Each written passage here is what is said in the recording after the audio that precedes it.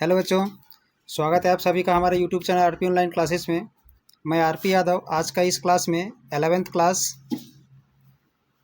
Physics का एक model set लेकर के आए हैं जो झारखंड बोर्ड के द्वारा 2020 में जारी की गई थी। आज का इस क्लास में जो 11th क्लास का फिजिक्स का जो मॉडल सेट का क्वेश्चन और उसका आंसर जो हम बताने वाले हैं वो आपका आने वाले समय में भी आपके लिए इम्पोर्टेंट होने वाला है। तो सबसे पहले हम लोग इसका जनरल इंट्रोडक्शन में ध्यान देंगे।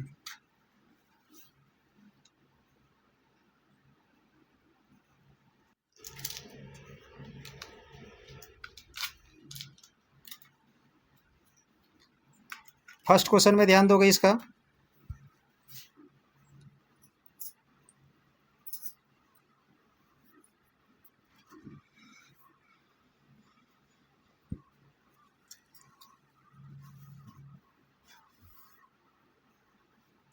फर्स्ट क्वेश्चन में है इलेक्ट्रोमैग्नेटिक फोर्स। तो इसका जो ऑप्शन है वो ध्यान दोगे। ऑप्शन में है attractive in nature, repulsive in nature, attractive as well as repulsive in nature और नॉन ऑफ दीज। तो इलेक्ट्रोमैग्नेटिक फोर्स जो है वो अट्रैक्टिव नेचर का भी होता है और रिपल्सिव नेचर का होता है। ठीक है, यानी 1 का आंसर क्या हो जाएगा तो सी नंबर हो जाएगा। 2 में है 1 फर्मी और 1 फर्मी का वैल्यू होता है 10⁻⁻15 मीटर। ठीक है, यानी 2 का आंसर हो जाएगा डी नंबर। 2 का आंसर क्या हो जाएगा तो डी नंबर हो जाएगा। 3 में है parsec is the unit of. तो पार्सेक किसका यूनिट है? टाइम का, डिस्टेंस का, फ्रीक्वेंसी का और स्पीड का। तो ये जो है सो डिस्टेंस का यूनिट है। पार्सेक किसका यूनिट है तो डिस्टेंस का यूनिट है, यानी 3 का आंसर हो जाएगा बी नंबर। ठीक है, ध्यान दोगे। 4 में ध्यान दोगे 1 AMU। तो 1 AMU का आंसर क्या होता है तो 1 AMU का वैल्यू होता है 1.66 into 10⁻⁻27 kg। That is B number हो जाएगा। 4 का क्या होगा बी नंबर को। ऐसे न्यूमेरिकल प्रॉब्लम को सॉल्व करके बताया जाएगा, ध्यान दोगे पहले। इसके बाद 5 में है dimensional formula for the pressure. तो प्रेशर का डायमेंशनल फार्मूला क्या होता है तो m⁻1 l⁻−1 t⁻−2, यानी ए नंबर हो जाएगा। 5 का आंसर क्या होगा तो ए नंबर हो जाएगा। ठीक है, 6 में ध्यान दोगे if a man goes 10 metre towards north and 20 metre towards east then his displacement is. तो इसका डिस्प्लेसमेंट क्या हो जाएगा तो इसका डिस्प्लेसमेंट हो जाएगा 22.5 मीटर, यानी ए नंबर। 6 का क्या हो जाएगा तो ए नंबर हो जाएगा। 7 नंबर में ध्यान दोगे a cyclist moving on a circular track of the radius 40 metre completes half a revolution in 40 second. Its average velocity is. तो इसका एवरेज वेलोसिटी क्या हो जाएगा तो इसका आंसर हो जाएगा सी नंबर 2 मीटर पर सेकेंड। ठीक है, 2 मीटर पर सेकेंड। इसके बाद आते हैं क्वेश्चन नंबर 8 में। The motion of a particle is described by the equation x = 80 + bt², where a = 15 centimetre per second and b = 3 centimetre per second square. Its instantaneous velocity at t = 3 second will be. तो इसका answer हो जाएगा A number 33 centimetre per second. क्या होगा 33 centimetre per second. इसके बाद 9 में है the area under acceleration time graph. The area under acceleration time graph represents दी। तो किसे रिप्रेजेंट करता है तो चेंज इन वेलोसिटी को। ठीक है, 9 का आंसर हो जाएगा सी नंबर। 9 का क्या होगा तो सी नंबर। 10 में ध्यान दोगे a particle travels half the distance l with speed v1 and other half with speed v2 then its average speed. तो इसका एवरेज स्पीड क्या हो जाएगा तो इसका आंसर हो जाएगा सी नंबर। ठीक है, 10 का क्या हो जाएगा सी नंबर। इसके बाद 11 में ध्यान देते हैं। 11 में है 2 cars A and B are running at velocities of 60 kilometre per hour and 45 kilometre per hour. What is the relative velocity of a car A with respect to the car B if both are moving eastward. ठीक है, तो इसका answer हो जाएगा A number 15 kilometre per hour. क्या हो जाएगा 15 kilometre per our, यानी 11 का आंसर हो जाएगा ए। इसके बाद 12 में ध्यान दोगे which of the following is not a property of a null vector. तो इसका आंसर हो जाएगा सी नंबर, क्योंकि किसी भी वेक्टर को 0 से मल्टीप्लाई करने से 0 आना चाहिए था, बट यहाँ पर वेक्टर ए लिखा हुआ है, यानी 12 का आंसर हो जाएगा सी नंबर। अब 13 में ध्यान देंगे।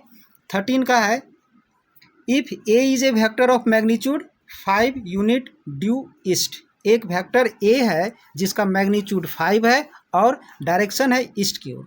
What is the magnitude and direction of a vector minus A, जब माइनस लग जाएगा तो उसका मैग्नीट्यूड क्या होगा, मैग्नीट्यूड तो वही रहेगा, डायरेक्शन जस्ट ऑपोजिट हो जाएगा, यानी इसका आंसर हो जाएगा डी नंबर। 13 का क्या होगा, तो D number, 5 units due west. ठीक है, अब 14 में ध्यान दोगे, the relation between the time of the flight of projectile TF and time to reach the maximum height TM is, तो इसका आंसर हो जाएगा ए नंबर। ठीक है, 14 का क्या हो जाएगा, तो ए नंबर हो जाएगा।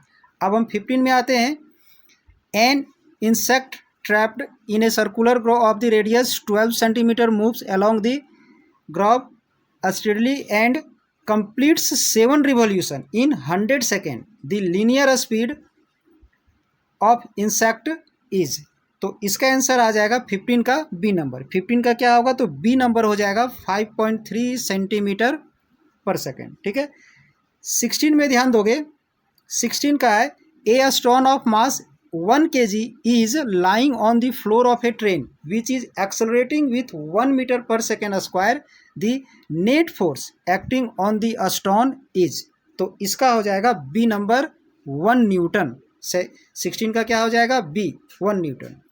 17 में ध्यान दोगे, the cyclist bends while taking turn to, जब वो टर्न करता है तो वो बैंड करता है किसके चलते, रिड्यूस्ड फ्रिक्शन को कम करने के लिए, या जनरेट रिक्वायर्ड सेंट्रीपिटल फोर्स, या रिड्यूस्ड एपरेंट वेट, या रिड्यूस्ड स्पीड। तो पता होगा जब भी कोई सर्कुलर मोशन में मूव करता है तो वहाँ पर वो सेंट्रीपिटल फोर्स को जनरेट करने के लिए मुड़ता है, यानी 17 का आंसर हो जाएगा बी नंबर। ठीक है, 17 का आंसर क्या होगा, तो बी नंबर। अब 18 में ध्यान दोगे, a book is lying on the table, what is the angle between the action of the book on the table and the reaction of the table on the book. ठीक है, तो 18 का क्या हो जाएगा, तो डी नंबर हो जाएगा 180, क्योंकि दोनों एक दूसरे का जस्ट अपोजिट लगता है, तो डायरेक्शन जस्ट अपोजिट होने के चलते उसके बीच का एंगल 180 डिग्री हो जाएगा। ठीक है, अब 19 में, product of force and displacement, तो फोर्स एंड डिस्प्लेसमेंट के प्रोडक्ट को हम लोग क्या बोलते हैं, तो उसे वर्क कहते हैं, कि वर्क का फॉर्मूला होता है फोर्स इंटू डिस्प्लेसमेंट, यानी 19 का आंसर हो जाएगा डी नंबर। 20 में ध्यान दोगे, a body lifts a mass of the 1 kg to a height of 1 metre in 20 second, the power of the body is, इसमें से एक्सेलरेशन ड्यू टू ग्रेविटी का वैल्यू दिया हुआ है, तो इसका आंसर हो जाएगा डी नंबर 0.5 वाट। 21 है, a ball of a mass m collides with a wall with a speed v and rebounds on the same line with the same speed if the mass of the wall is taken as infinite, then the work done by the ball on the wall is, तो इसका answer हो जाएगा 0, यानी B number.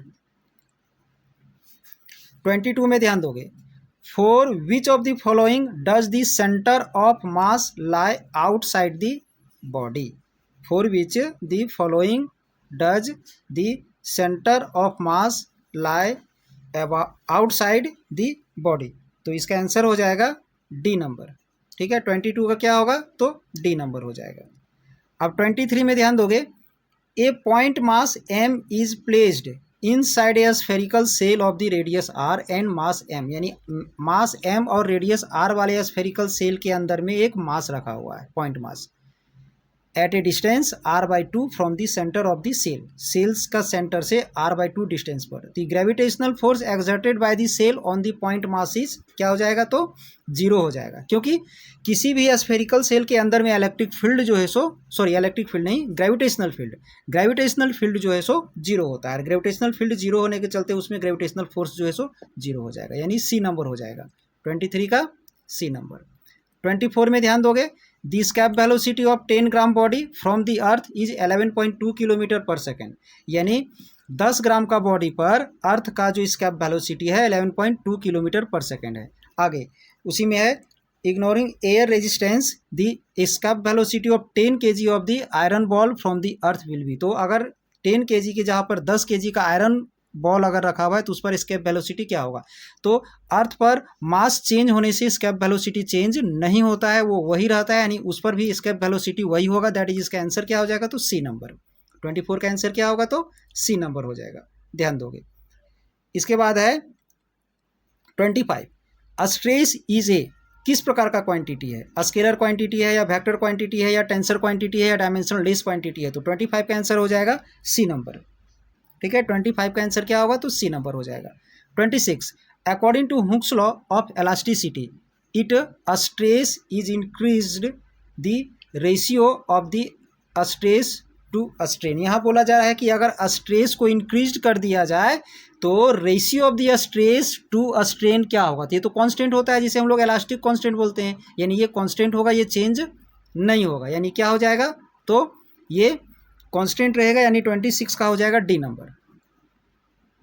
26 का क्या हो जाएगा, D number, क्योंकि ये कांस्टेंट है, चेंज होता नहीं है ये।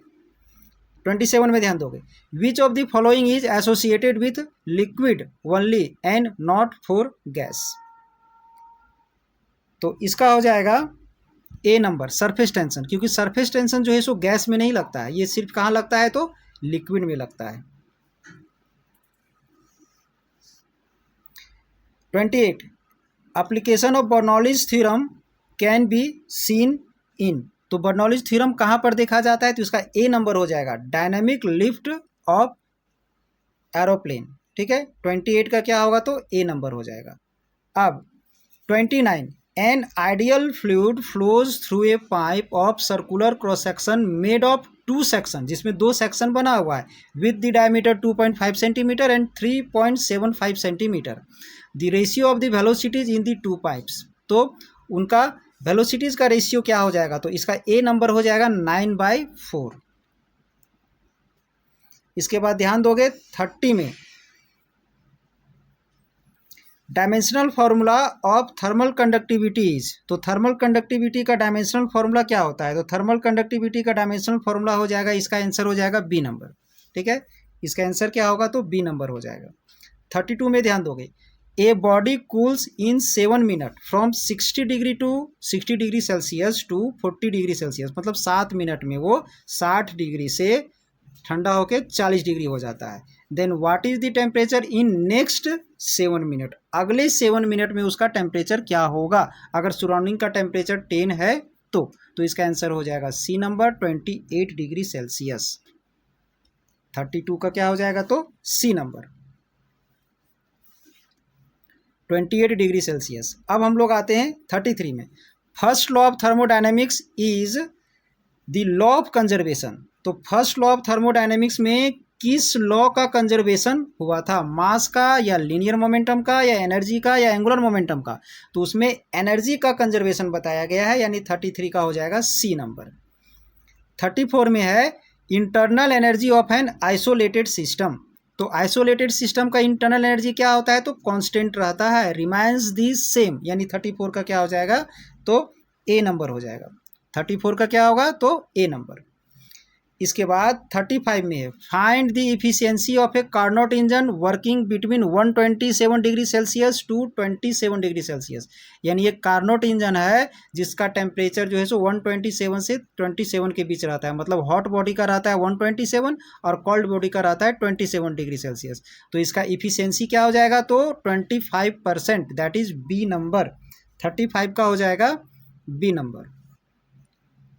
36 में difference between CP and CV. तो सीपी एंड सीवी के बीच डिफरेंस जो होता है उस क्या होता है, तो आर होता है, कैपिटल आर ध्यान रखोगे, यानी इसका आंसर हो जाएगा ए नंबर।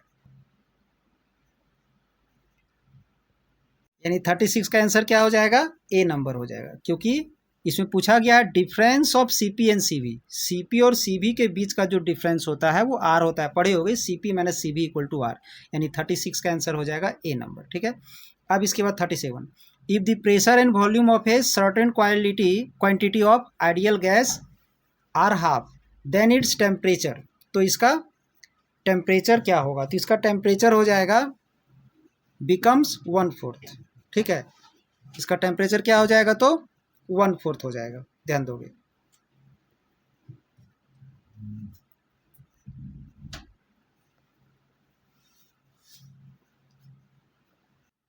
ध्यान दोगे इसमें बोला क्या गया है, इसमें बोला गया है कि प्रेशर और वॉल्यूम को अगर हाफ कर दिया जाए, प्रेशर और वॉल्यूम को अगर हाफ कर दिया जाए तो इसका टेम्परेचर क्या होगा। ठीक है, तो ध्यान दोगे आइडियल गैस इक्वेशन में पढ़े होगे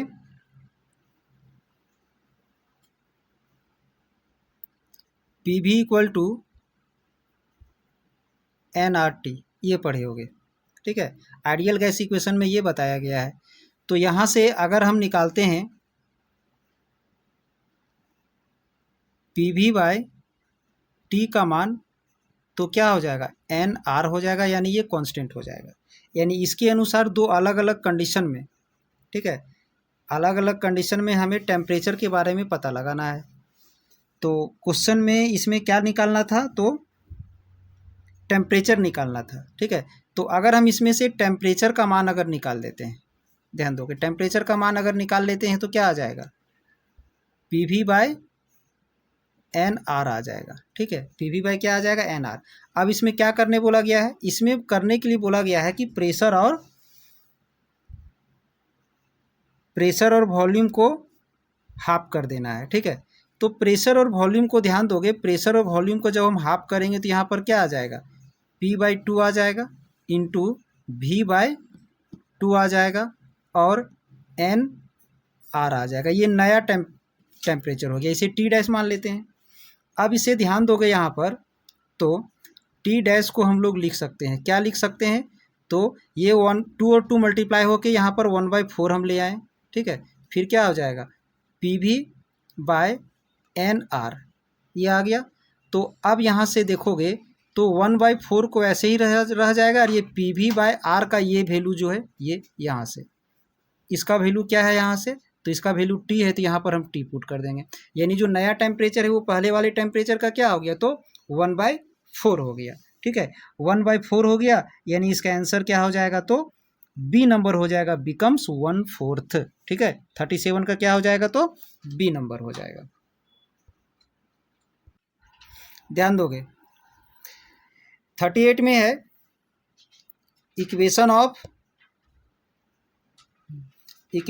ए simple harmonic motion is given by x equal to 10 sin 20t plus 0.5। ठीक है, where x is in metre and t is in second, find its frequency. तो इसका फ्रीक्वेंसी क्या हो जाएगा, तो इसका फ्रीक्वेंसी हो जाएगा सी नंबर 3.18 हर्ट्ज। ठीक है, इसके बाद 39 में है a progressive wave is represented by y equal to 10 sin 100 pi t minus 2 pi x, where x and y is in meter and t is in second, then maximum particle velocity, तो इसका maximum particle velocity हो जाएगा 1000 pi metre per second. ठीक है, अब इसके बाद 40 में, ऐसे 39 का क्या हो गया आंसर, डी नंबर। ठीक है, अब 40 में the Doppler effect is applicable for, तो डॉपलर इफेक्ट कहाँ अप्लीकेबल होता है, साउंड वेव में या लाइट वेव में, या both sound and light and none of this, तो दोनों में होता है। यानी क्या हो जाएगा 40 का आंसर, तो सी नंबर हो जाएगा। ठीक है, तो एक बार इसका आंसर की में भी ध्यान दोगे, अगर सुनने में प्रॉब्लम हुई किसी को साउंड प्रॉब्लम हो गया होगा तो ध्यान दोगे। ये है सभी क्वेश्चन का आंसर की। अब इसमें जितने सारे न्यूमेरिकल्स क्वेश्चन थे जिसमें ज़्यादा कॉम्प्लिकेटेड थे, उसको हम स्क्रीन में सॉल्व करके एक एक सभी का सॉल्यूशन को बताया जाएगा। ठीक है, इस वीडियो में आप लोग अंत तक बने रहें ताकि हर एक का सॉल्यूशन आपको अच्छे से समझ में आ जाए। क्वेश्चन नंबर 4 में पूछा गया है, ध्यान दोगे क्या पूछा गया है, 1 AMU, यानी 1 AMU जो है, यानी 1 एटॉमिक मास यूनिट जो है वो कितने केजी के इक्विवेलेंट होता है। तो अगर आप लोग पढ़े होंगे तो ध्यान दोगे 1 AMU होता क्या है,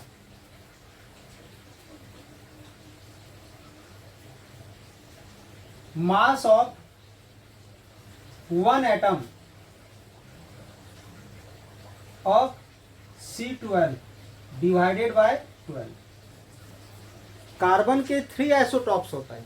ठीक है, पढ़े होंगे कार्बन के 3 आइसोटॉप्स होते हैं, जिसमें से एक का मास 12 होता है, एक का 13 होता है और एक का 14 होता है। तो जिस कार्बन का मास 12 होता है उस कार्बन के एक एटम का जो मास होगा उसको 12 से डिवाइड कर देना है। ठीक है, कार्बन का 3 आइसोटॉप्स होता है, जिसमें से मास उसका एक का 12 होता है, एक का 13 होता है, एक का 14 होता है।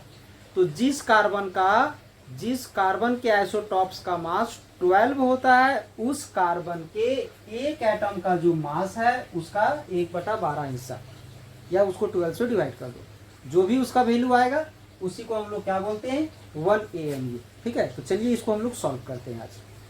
तो सबसे पहले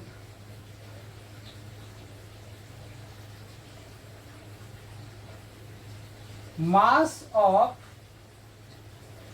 1 मोल ऑफ C12, C12 मतलब कार्बन का जो जिस आइसोटॉप्स का मास 12 है, उस कार्बन के एक मोल का मास कितना होता है, तो 12 ग्राम होता है। कितना होता है, तो 12 ग्राम होता है। ठीक है, 1 मोल का, और 1 मोल इक्वल टू हम लोग पढ़े हैं कि 6.022 इंटू 10⁻23 एटम्स होता है। ध्यान से समझोगे, यहाँ पर एकदम क्लियर है। मास ऑफ 1 मोल यानी इस कार्बन के एक मोल का मास 12 ग्राम है, और उसी कार्बन के एक मोल में इतना एटम होता है। दैट इज ये जो 12 ग्राम है वो कितने एटम्स का है, वो जो मास है हमारा इतने एटम्स का है। ठीक है, ध्यान दोगे तो लिखेंगे therefore mass of 6.022 into 10⁻23 atoms of C12, यानी इस कार्बन के इतने एटम्स का मास जो है सो कितना है, तो 12 ग्राम। कितना है, 12 ग्राम। ठीक है, 12 ग्राम। तो हमें क्या चाहिए, एक एटम का mass of 1 atom of C12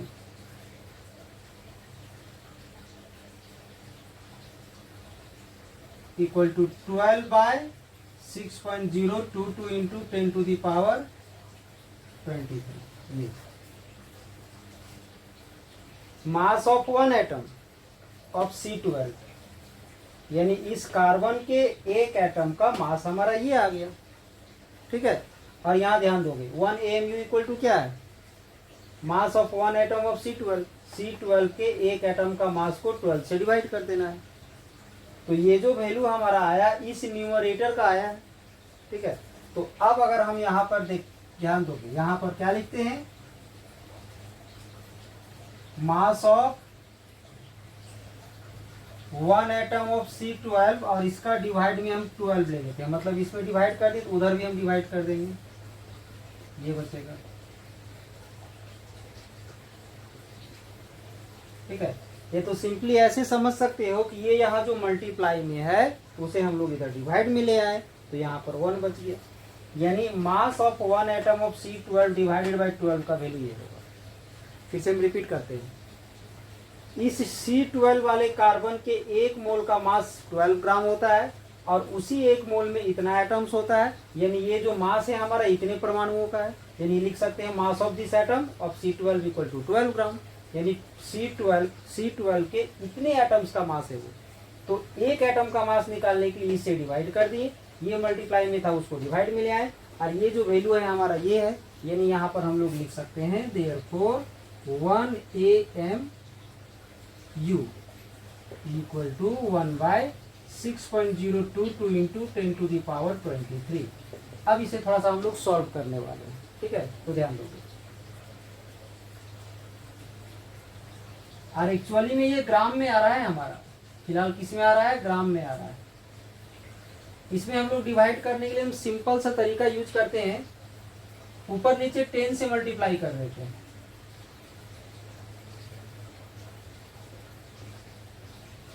तो ये आ गया,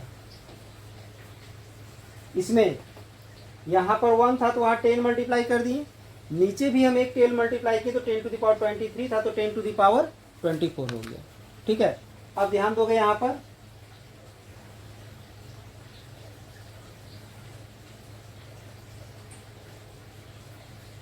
अब अगर हम यहाँ पर डिवाइड कर देते हैं 10 को,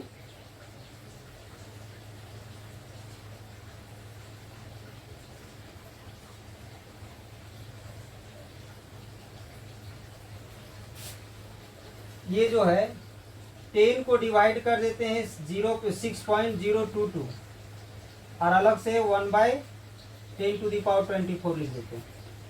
ठीक है, इसको जब डिवाइड करोगे तो 1.66 आ जाएगा।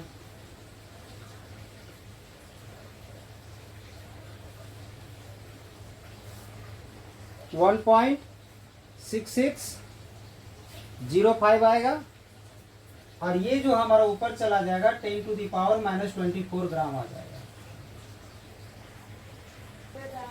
यानी ये जो हमारा 1 AMU है, 1 AMU का वैल्यू हमारा ये होगा ग्राम में। ठीक है, अब अगर इसी को हम लोग को केजी में अगर कन्वर्ट करना है, ध्यान दोगे इसमें, ये हमारा आ गया 1 AMU इक्वल टू 1.6605 इंटू 10⁻24 ग्राम में आया है। ठीक है, अगर इसे केजी में कन्वर्ट करना हो तो 1000 से डिवाइड करना पड़ेगा तो केजी में आ जाएगा। ठीक है, 10⁻3 जाके उसमें माइनस हो जाएगा तो आ जाएगा 27 केजी। यानी ध्यान में रखो 1 AMU इक्वल टू अगर लिखेंगे तो इतना ग्राम हो जाएगा, या तो केजी में कन्वर्ट करोगे तो हमारा ये आ जाएगा। यानी इस हिसाब से इसका आंसर क्या आया था आप लोग को उस समय बताया गया है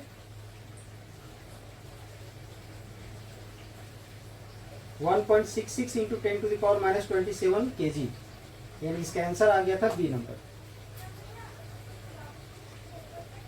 इसका आंसर क्या आया था? तो बी नंबर आया था। क्वेश्चन नंबर 5 में ध्यान दोगे, क्वेश्चन है डायमेंशनल फॉर्मूला ऑफ प्रेशर। ठीक है, तो ध्यान दोगे सबसे पहले प्रेशर का फॉर्मूला क्या होता है। प्रेशर का फॉर्मूला होता है फोर्स बाय एरिया।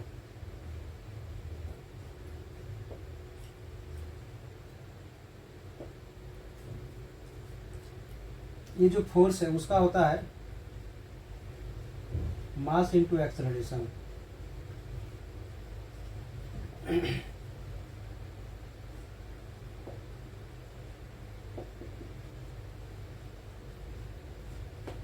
एरिया का होता है length into breadth.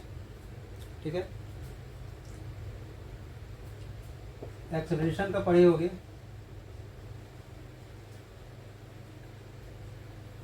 Velocity by time.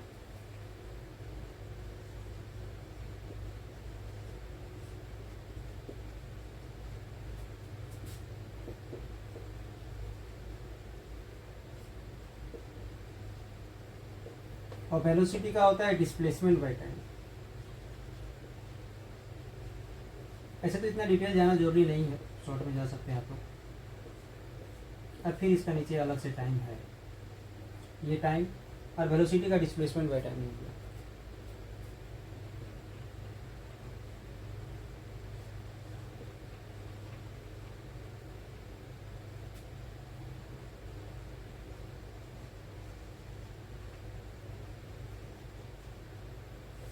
ये जो टाइम है इसे हम टाइम बाय 1 लिख सकते हैं, 1 ऊपर चला जाएगा, ये टाइम जो से मल्टीप्लाई हो जाएगा। तो यहाँ पर डिस्प्लेसमेंट बाय टाइम स्क्वायर आ जाएगा। अब यहाँ से इसका हम लोग डायमेंशन लिख सकते हैं, तो क्या लिख सकते हैं इसको ध्यान दोगे।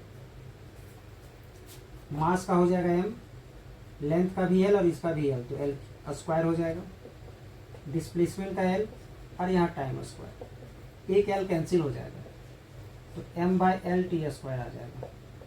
यानी m to the power 1, l to the power -1, t to the power -2, ये आ गया।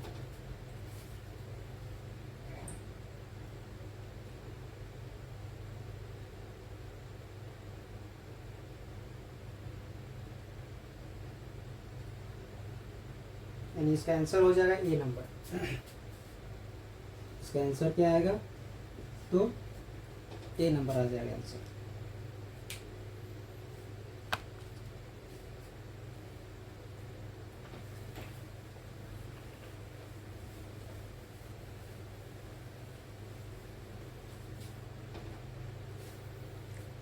नेक्स्ट क्वेश्चन है,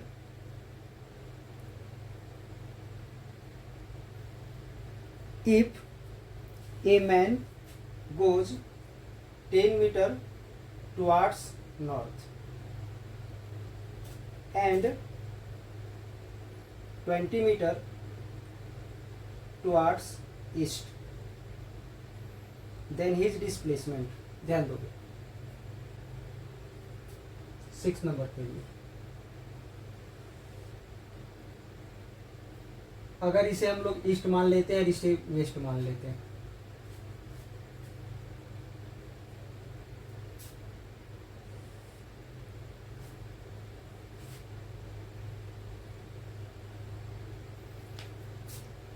इधर साउथ हो जाएगा, इधर नॉर्थ हो जाएगा। अब यहां पर ध्यान दोगे 10 मीटर टुवार्ड्स नॉर्थ, सपोज कि यहां से वो 10 मीटर चलाया इधर, ठीक है। इसके बाद 20 मीटर ईस्ट, ईस्ट ऊपर की ओर है, तो यहां से 20 मीटर, यहां से ईस्ट 20 मीटर। अब यहां पूछा गया है डिस्प्लेसमेंट, तो इसका डिस्प्लेसमेंट ये आ जाएगा ओ ए बी। तो यहां से अगर हम ओ बी फाइंड करते हैं by the Pythagoras theorem, O A square plus A B square, O A का वैल्यू 10 का स्क्वायर 100 और ए बी स्क्वायर यानी 20 का स्क्वायर 400, तो आ जाएगा 500, तो ये आ जाएगा 10√5 मीटर।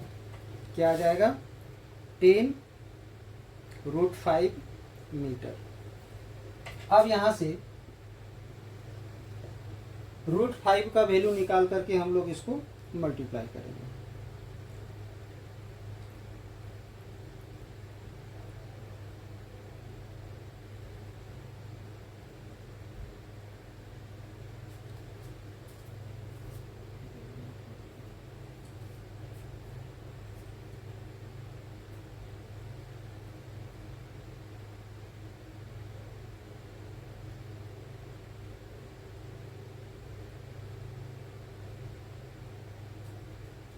इसका √5 आ जाएगा 2.236, 2.236 यानी 22.36 मीटर।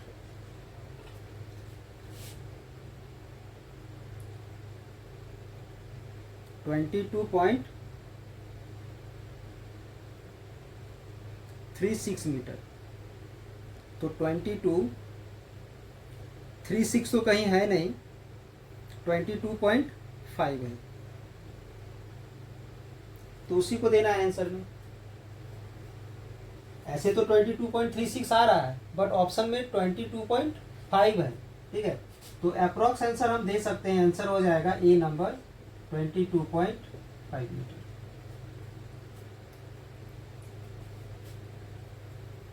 फिर से इसे रिपीट करते हैं, ध्यान दोगे इसमें दिया हुआ था कि एक ऑब्जेक्ट है जो यहाँ से नॉर्थ की ओर गया 10 सेंटीमीटर। अब यहाँ से इसका जो ईस्ट होगा, यहाँ से इसका ईस्ट ऊपर की ओर होगा, वहां से 20 मीटर गया, तो डिस्प्लेसमेंट निकालना था। डिस्प्लेसमेंट मतलब जो स्टार्ट किया था वहां से लेके फाइनल तक का nearest distance, shortest distance.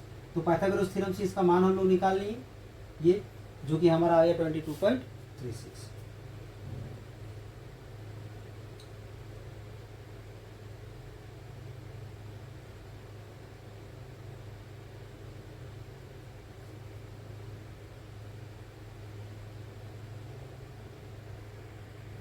Question number 7 में ध्यान दोगे, a cyclist moving on a circular track, एक सर्कुलर ट्रैक पर मूव कर रहा है, ठीक है, एक सर्कुलर ट्रैक पर वो मूव कर रहा है। ध्यान दोगे, of radius 40 metre, complete half a revolution in 40 second. Suppose कि यहां से चलना वो स्टार्ट किया, ठीक है, तो आधा रिवॉल्यूशन कंप्लीट किया, तो आधा रिवॉल्यूशन कंप्लीट करते हुए यहाँ तक जस्ट यहाँ पर पहुंच जाएगा, डायमेट्रिकली जो अपोजिट होगा यहाँ, रेडियस इसका 40 मीटर है, तो ये 40 मीटर हो गया और ये भी 40 मीटर हो गया। अब अगर यहाँ से यहाँ तक का डिस्प्लेसमेंट अगर पूछा जाए तो डिस्प्लेसमेंट कितना हो जाएगा? Displacement r plus R that is 2r हो जाएगा और r इक्वल टू दिया हुआ है 40 मीटर, तो कितना आ जाएगा? 2 into 40 that is 80 metre. Time कितना दिया हुआ है?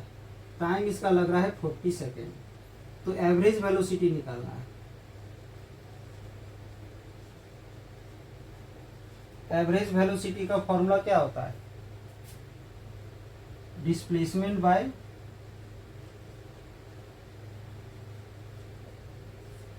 टाइम।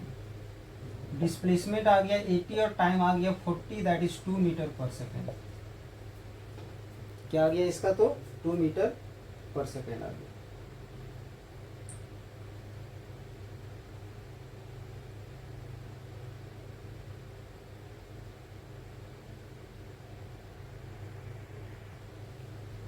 क्वेश्चन नंबर 8 में ध्यान दोगे, the motion of a particle is described by the equation. एक इक्वेशन दिया हुआ है, इस इक्वेशन से एक पार्टिकल का जो मोशन है उस मोशन को बताया गया है, ठीक है, जिसमें से ए का वैल्यू दिया हुआ है, इसमें ए का वैल्यू दिया हुआ है 15 सेंटीमीटर पर सेकेंड और बी का वैल्यू दिया हुआ है 3 centimetre per second square. Instantaneous velocity निकालना है जब t इक्वल टू 3 सेकेंड है, ठीक है। इस इक्वेशन से एक पार्टिकल का जो समीकरण है, इक्वेशन है, मोशन है, उसे बताया गया है, जिसमें से a का वैल्यू दिया हुआ है, b का वैल्यू दिया हुआ है और बोला गया है कि t का मान जब 3 सेकेंड हो जाएगा तो उस वक्त इसका इंस्टेंटेनियस वेलोसिटी क्या होगा, ठीक है। तो इंस्टेंटेनियस वेलोसिटी क्या है आप लोग को पता होगा।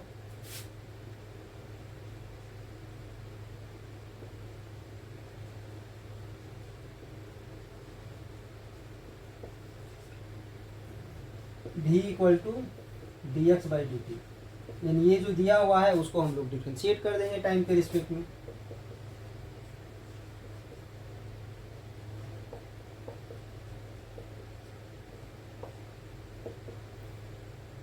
जब हम लोग इसे डिफ्रेंशिएट कर रहे हैं तो t को t के रिस्पेक्ट में डिफ्रेंशिएट करेंगे तो 1 आएगा, तो a बचेगा। यहाँ से टी स्क्वायर को t के रिस्पेक्ट में डिफ्रेंशिएट करेंगे तो 2t आएगा, 2t इंटू बी का 2bt हो जाएगा। सबका वैल्यू पुट करेंगे, a का वैल्यू है 15, b का वैल्यू है 3 और t का वैल्यू भी है 3। 33 सेंटीमीटर पर सेकेंड, इसका वैल्यू आ गया 33 सेंटीमीटर पर सेकेंड, यानी 8 का आंसर हो जाएगा ए नंबर। आंसर हो जाएगा इसका ए।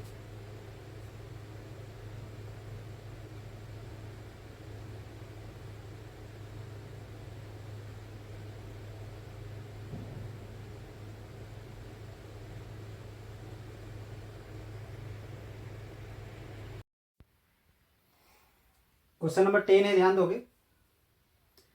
क्वेश्चन नंबर 10 में है a vehicle travels half the distance L, ठीक है, with a speed v1 and other half with a speed v2। यानी जो हॉल लेंथ जो है, हमारा जो डिस्टेंस है, पूरा का पूरा जो डिस्टेंस है, ध्यान दोगे, पूरा डिस्टेंस, इसे अगर हम लेट कर लेते हैं 12 पूरा लेंथ, तो इसका जो आधा लेंथ l हो जाएगा उसे v1 स्पीड से ये ट्रेवल कर रहा है, ठीक है। अगला जो लेंथ l होगा उसका स्पीड है v2।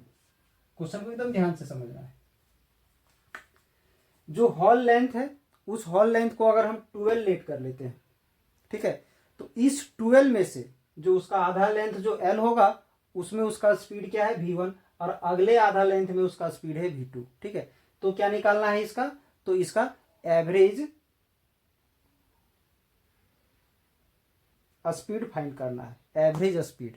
तो एवरेज स्पीड का वैल्यू क्या होता है, फॉर्मूला क्या होता है, total distance divided by total time. तो टोटल डिस्टेंस तो पता है 12, ठीक है, हम लोग टोटल टाइम निकालेंगे। टोटल टाइम मतलब क्या, यहाँ से यहाँ तक का टाइम क्या लग रहा है, ठीक है, यहाँ से यहाँ तक का टाइम क्या लग रहा है वो निकाल लेते हैं, और यहाँ से यहाँ तक का टाइम क्या लग रहा है वो निकाल लेते हैं। तो ध्यान दोगे, ये जो टाइम है यहाँ से लेकर के यहाँ तक का टाइम को हम T1 मान लिए, और इस टाइम को हम T2 मान लिए, यही T1 एंड T2 हमें फाइंड करना है, ठीक है।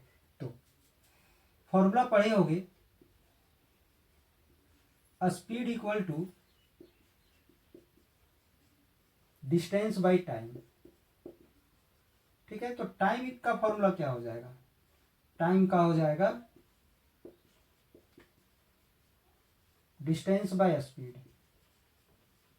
ठीक है। तो ये जो टाइम है T1, वो टाइम अगर हम फाइंड कर लें T1, तो क्या हो जाएगा, यहां से यहां तक का डिस्टेंस है L और स्पीड है V1, ठीक है। इसके बाद यहां से लेके यहां तक का जो टाइम है T2, वो हम फाइंड कर लेंगे। तो क्या हो जाएगा, यहां से यहां तक का लेंथ L और यहां से यहां तक का स्पीड V2, ये फाइंड कर लिए, ठीक है। तो अब टोटल टाइम T1 T2 हो जाएगा। अब हम लोग निकालते हैं average.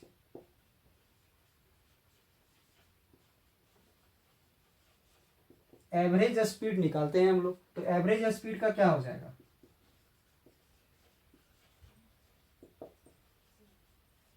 Total distance by total time, ठीक है, ये फॉर्मूला होता है। तो अब यहां पर टोटल डिस्टेंस हमारा 12 है, ठीक है, और टोटल टाइम क्या हो जाएगा T1 प्लस T2, ठीक है। अब ये जो T1 का वैल्यू है, ये जो T2 का वैल्यू है, यहां पर इसको पुट कर देंगे और हम लोग इसे सॉल्व करेंगे। तो ध्यान दोगे, T1 का वैल्यू है L/V1 प्लस T2 का वैल्यू है L/V2,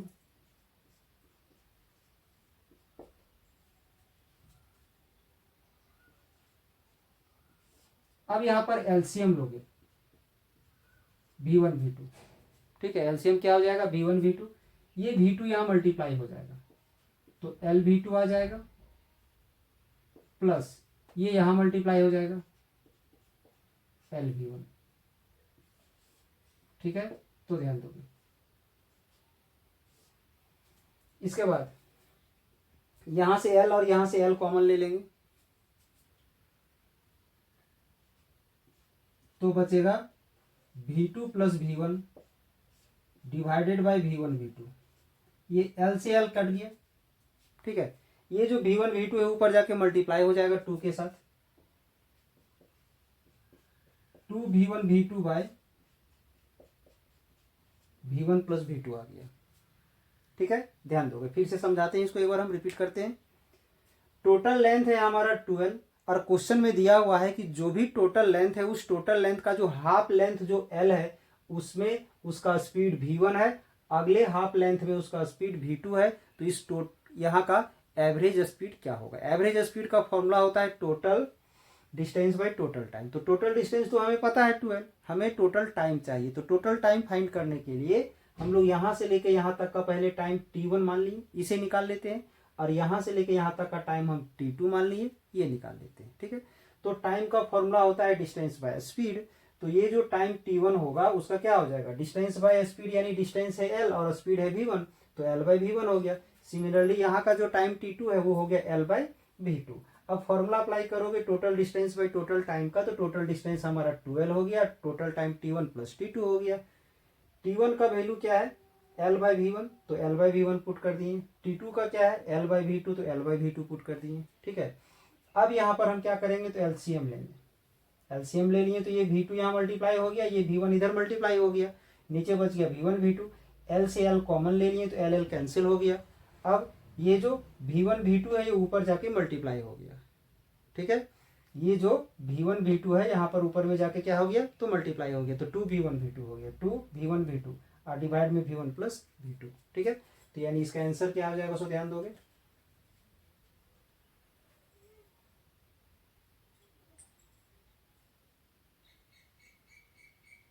यानी इसका आंसर हो जाएगा C नंबर।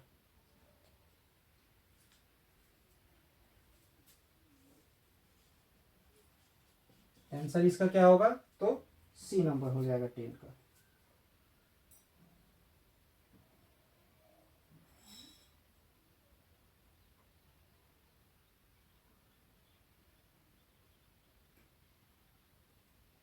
अब क्वेश्चन नंबर 11 में ध्यान दोगे।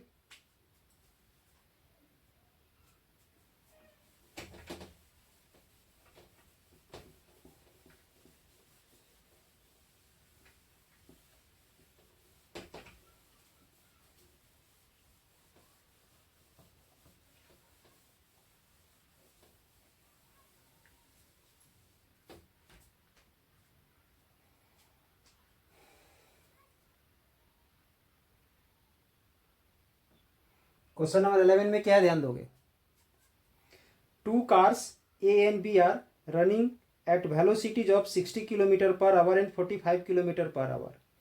What is the relative velocity of car A with respect to car B if both are moving eastward? ठीक है, ध्यान दोगे।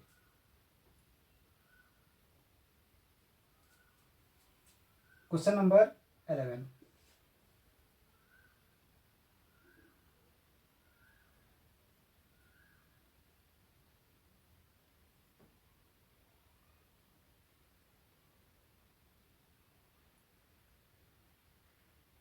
Two cars A and B, एक कार है यहां पर ए, ठीक है, और एक कार है यहां पर बी, ठीक है, दो कार है running at velocities of 60 kilometre per hour and 45 kilometre per hour. What is the relative velocity of car A with respect to car B if both are moving eastward. मतलब दोनों पूरब की ओर move कर रहा है। Suppose कि ये भी इधर ही मूव कर रहा है, ये भी हमारा इधर ही मूव कर रहा है, दोनों का डायरेक्शन सेम है, ठीक है। एक का स्पीड है 60 किलोमीटर पर आवर और इसका है 45 किलोमीटर पर आवर, ठीक है। तो जब दोनों सेम डायरेक्शन में मूव कर रहा है तो रिलेटिव वेलोसिटी फाइंड करने के लिए हम लोग माइनस करेंगे।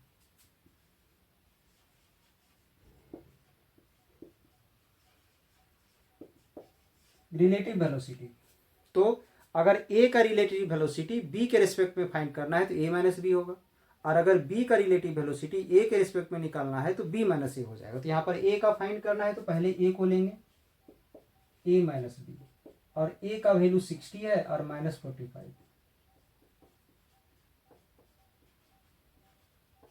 ये यानी इसका आ गया आंसर 15 किलोमीटर। अगर ये ऑपोजिट डायरेक्शन में अगर रहता तो उसे ऐड करना पड़ता, यानी इसका आंसर हो जाएगा ए नंबर।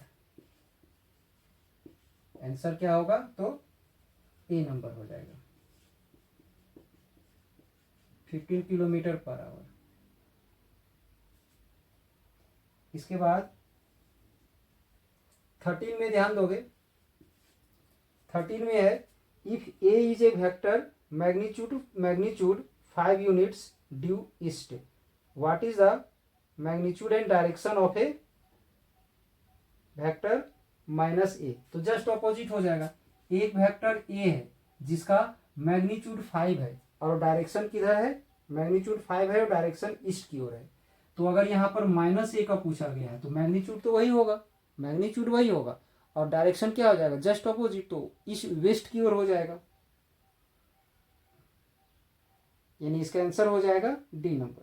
13 का क्या होगा, तो डी नंबर। अब 14 में आते हैं हम लोग।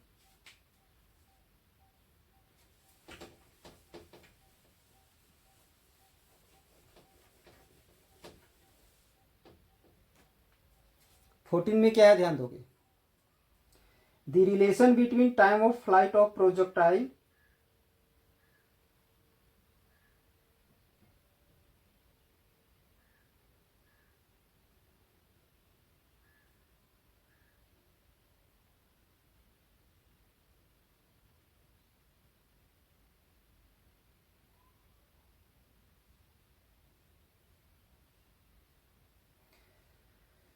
The relation between the time of flight of projectile, projectile का जो टाइम ऑफ फ्लाइट है वो टीएफ है, ठीक है, ध्यान दोगे, टाइम ऑफ फ्लाइट टीएफ है, ठीक है, and time to reach the highest point वो टीएम है। तो इसके बीच में रिलेशन बताना है, ठीक है। तो ये तो खैर अगर मैथमेटिकल फॉर्मूला आप लोग नहीं भी जान रहे हैं तो भी पता चल जाना चाहिए, तो ध्यान दोगे। अगर ये एक प्रोजेक्टाइल है,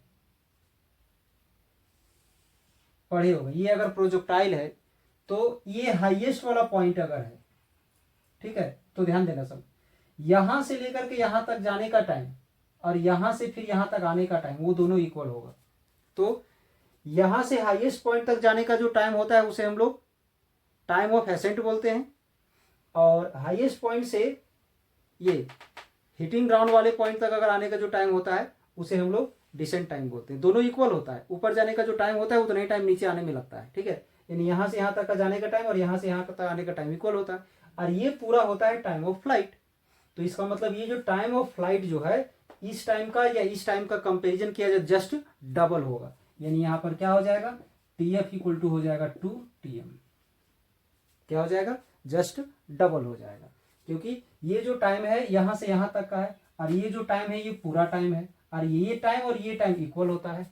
कोई भी ऑब्जेक्ट को नीचे से हाईएस्ट पॉइंट तक जाने में जितना टाइम लगता है ना, हाईएस्ट पॉइंट से फिर ग्राउंड तक आने में उतना ही टाइम लगता है, यानी दोनों इक्वल होता है। दैट इज यहां से हाईएस्ट पॉइंट तक जाने का जो टाइम होता है उसका जस्ट डबल हो जाएगा टोटल टाइम। अब नेक्स्ट क्वेश्चन में ध्यान दोगे, क्वेश्चन नंबर 15 में, an insect trapped in a circular graph of radius 12 centimeter moves along the graph steadily and completes 7 revolution in 10 seconds the linear speed of the insect। ध्यान दोगे, 10 centimetre त्रिज्या वाले किसी वृत्ताकार पथ में घूम रहा एक कीड़ा समान रूप से गति करता है तथा 100 सेकंड में वो 7 चक्कर पूरे कर लेता है। तो कीड़े की रेखीय गति क्या होगी। ध्यान दोगे, यहां पर चूंकि 7 रिवॉल्यूशन ले रहा है तो 1 रिवॉल्यूशन में डिस्टेंस कितना होता है, तो उसका कंप्लीट सरकमफ्रेंस यानी परिधि के बराबर होता है। तो टोटल डिस्टेंस कितना हो जाएगा, total distance 7 into 2πr। 2πr 1 revolution में 2πr, तो 7 रिवॉल्यूशन है तो 7 इंटू 2 यानी 14 पाई और आर का वैल्यू 12, ठीक है। अब टाइम कितना लग रहा है, टोटल टाइम लग रहा है 100 सेकेंड। अब यहां स्पीड निकालते हैं,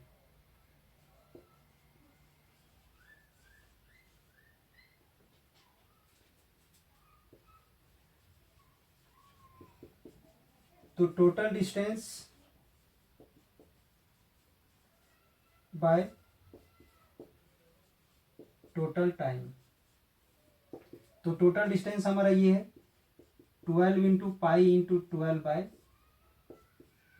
टोटल टाइम। टोटल टाइम कितना आया है 100, ये आया। अब इसमें पाई का वैल्यू हम लोग पुट कर देते हैं, 22/7 अगर पुट कर देते हैं,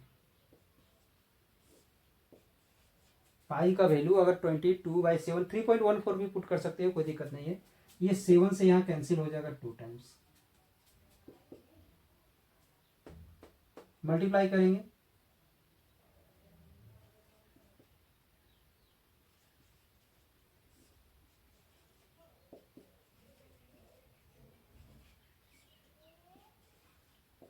यानी 5.28 अप्रॉक्स में क्या आ जाएगा 5.28, जिसे हम लोग 5.3 लिख सकते हैं, 5.3।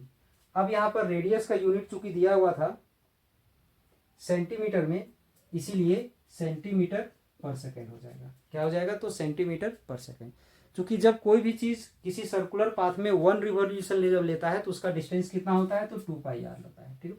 कितना रिवॉल्यूशन ले रहा है, तो 7 रिवॉल्यूशन ले रहा है, तो 7 से मल्टीप्लाई कर देंगे तो ये हमारा टोटल डिस्टेंस आ जाएगा।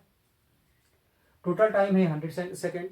अब एवरेज स्पीड के लिए total distance by total time का प्रॉपर्टी अप्लाई करके सॉल्व कर दिए तो हमारा आ गया 5.3 सेंटीमीटर पर सेकेंड, यानी इसका आंसर हो जाएगा बी नंबर, ठीक है। आंसर क्या होगा इसका, बी नंबर होगा।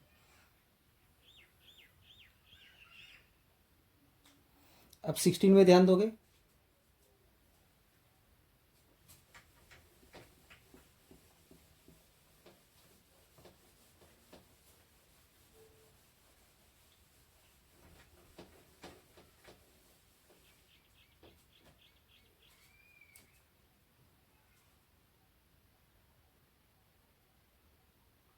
सिक्सटीन में है a stone of mass 1 kg is lying on floor of a train which is accelerating with 1 metre per second square. ठीक है, यानी 1 किलोग्राम द्रव्यमान का एक पत्थर एक ट्रेन के फर्श पर 1 मीटर पर सेकेंड स्क्वायर के त्वरण के साथ गिर रहा है। यानी मास दिया हुआ है, मास दिया हुआ है 1 kg और ट्रेन के सरफेस पर वो किस स्पीड से किस एक्सेलरेशन से गिर रहा है, तो एक्सेलरेशन उसका दिया हुआ है 1 मीटर पर सेकेंड स्क्वायर। ए 1 मीटर पर सेकेंड स्क्वायर दिया हुआ है। तो हमें इसमें फाइंड क्या करना है,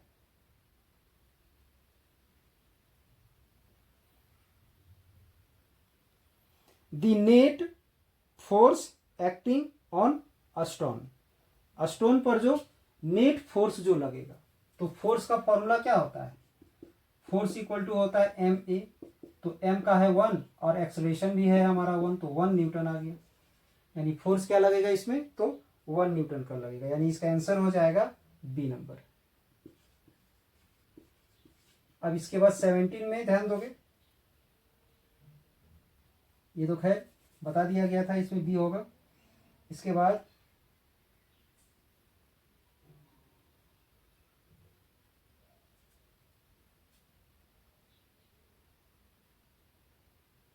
क्वेश्चन नंबर 20 में ध्यान दोगे, जो कि न्यूमेरिकल क्वेश्चन है। ए बॉडी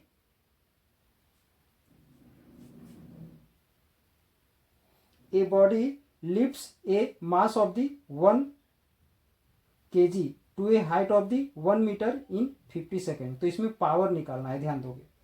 मास दिया हुआ है, यहां पर मास दिया हुआ है 1 kg। ठीक है, इसके बाद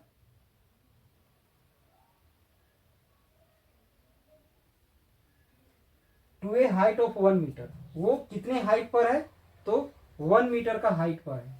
ठीक है, हाइट दिया हुआ है 1 मीटर। इसके बाद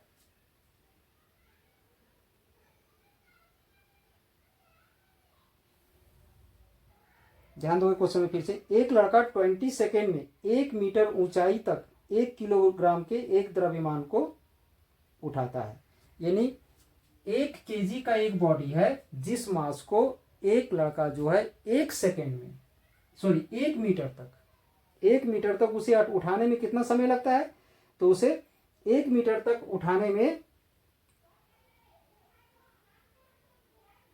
20 सेकेंड का समय लगता है। एक लड़का है जो 1 kg मास का बॉडी को जमीन से उठा के 1 मीटर तक उठाता है, तो उतना उठाने में उसे कितना समय लगता है, तो उसे समय लगता है 20 सेकेंड का। ठीक है, टाइम दिया हुआ है 20 सेकेंड का। तो उसमें पावर फाइंड करना है। तो एक चीज आप लोगों को पता होगा कि पावर का होता है वर्क बाय टाइम। तो पहले हम लोग वर्क निकालते हैं। तो किसी भी बॉडी को जमीन से ऊपर उठाने में जो एनर्जी लगता है उसे हम लोग पोटेंशियल एनर्जी कहते हैं। तो यहाँ पर हम लोग जो वर्क होगा वो पोटेंशियल एनर्जी के बराबर होगा। वर्क जो है सो पोटेंशियल एनर्जी के बराबर होगा। पोटेंशियल एनर्जी क्या होगा, तो mgh हो जाएगा। m का value 1 kg। Acceleration due to gravity 9.8 use कर सकते हैं, या तो अगर इसमें कुछ दिया हुआ हो, इसमें 10 दिया हुआ है, क्वेश्चन में दिया हुआ है 10, तो 10 ले लेंगे और हाइट में 1 हो जाएगा, तो 10 जूल आ गया। वर्क इसका क्या आ गया, तो 10 जूल आ गया। अब हम लोग पावर निकालते हैं। तो पावर का क्या होता है, वर्क बाय टाइम। क्या होता है, वर्क बाय टाइम होता है। वर्क आ गया 10 और टाइम हो गया 20 सेकेंड, तो आ जाएगा 1/2, दैट इज 0.5 वाट। क्या आ गया, तो 0.5 वाट आ गया। यानी इसका आंसर क्या हो जाएगा, तो डी नंबर हो जाएगा। इसका आंसर हो जाएगा डी नंबर।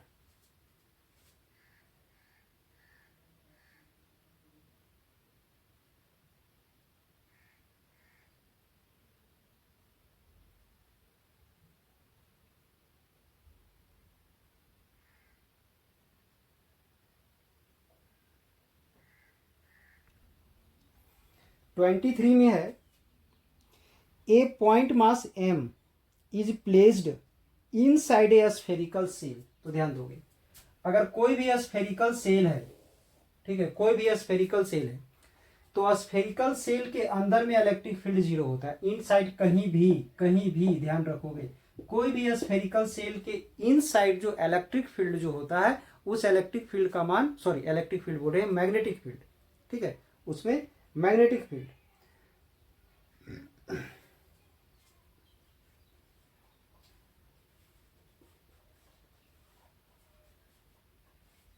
ध्यान दोगे, इसमें ना इलेक्ट्रिक फील्ड होता है ना मैग्नेटिक फील्ड होता है। पढ़े होगे आप लोग, चैप्टर है आप लोग का एक्चुअली में ग्रेविटेशनल फील्ड। ये तो इलेक्ट्रिक और मैग्नेटिक फील्ड आप लोग को 12th क्लास में मिलेगा। यहाँ पर चैप्टर है ग्रेविटेशन, एक gravitation, Newton's law of gravitation में आप लोग पढ़े हो उस चैप्टर में, ग्रेविटेशन वाले चैप्टर में, कि कोई भी बॉडी के इनसाइड, कोई भी बॉडी के इनसाइड उसका जो ग्रेविटेशनल फील्ड जो होता है वो जीरो होता है। जिस प्रकार से किसी भी इलेक्ट्रिक चार्ज या मैग्नेटिक फील्ड में होता है, सेम वही चीज यहाँ भी है। अगर ये एक बॉडी है तो इस बॉडी के अंदर में उसका ग्रेविटेशनल फील्ड जो है सो वो जीरो होगा, ठीक है, ग्रेविटेशनल फील्ड जीरो होगा। तो यहाँ फोर्स के बारे में पूछा गया है, तो हम लोग फॉर्मूला पढ़े हैं, force equal to mass into electric field. ये mass into electric field formula होता है। तो मास कुछ भी हो, अगर इलेक्ट्रिक फील्ड का मान अगर जीरो है तो सॉल्व करेंगे तो क्या आ जाएगा, जीरो होगा। तो इसमें पूछा गया है कि ये जो हमारा स्फेरिकल सेल है, इस स्फेरिकल सेल के सेंटर से r/2 दूरी पर जो पॉइंट मास रखा हुआ है, उस पॉइंट मास पर कितना ग्रेविटेशनल फोर्स लगेगा। तो पता है कि किसी भी स्फेरिकल सेल के अंदर में कहीं भी किसी भी जगह पर ग्रेविटेशनल फील्ड जीरो होता है। तो ग्रेविटेशनल फील्ड जब जीरो होता है तो इस प्रॉपर्टी का यूज करेंगे, तो mass into gravitational field, gravitational field हमारा जीरो है तो जीरो से मल्टीप्लाई करेंगे तो जीरो आ जाएगा, ठीक है, यानी इसका आंसर क्या होगा, तो जीरो होगा। अब इसके बाद हम लोग आते हैं क्वेश्चन नंबर 29 में, ध्यान दोगे, क्वेश्चन नंबर 29 में ध्यान दोगे। An ideal fluid flows through a pipe of circular cross section made of two sections with diameters 2.5 centimeter and 3.75 centimeter। एक पाइप है जिसका दो अलग अलग क्रॉस सेक्शन का डायमीटर दिया हुआ है, ठीक है, दो अलग अलग जगह पर उस पाइप का डायमीटर दिया हुआ है, मतलब कहीं पतला है तो कहीं मोटा है पाइप, ठीक है, यानी एक जगह D1 दिया हुआ है 2.5 सेंटीमीटर, ठीक है, तो यहां से R1 का वैल्यू आ जाएगा 2.5/4 सेंटीमीटर। दूसरा जगह D2 दिया हुआ है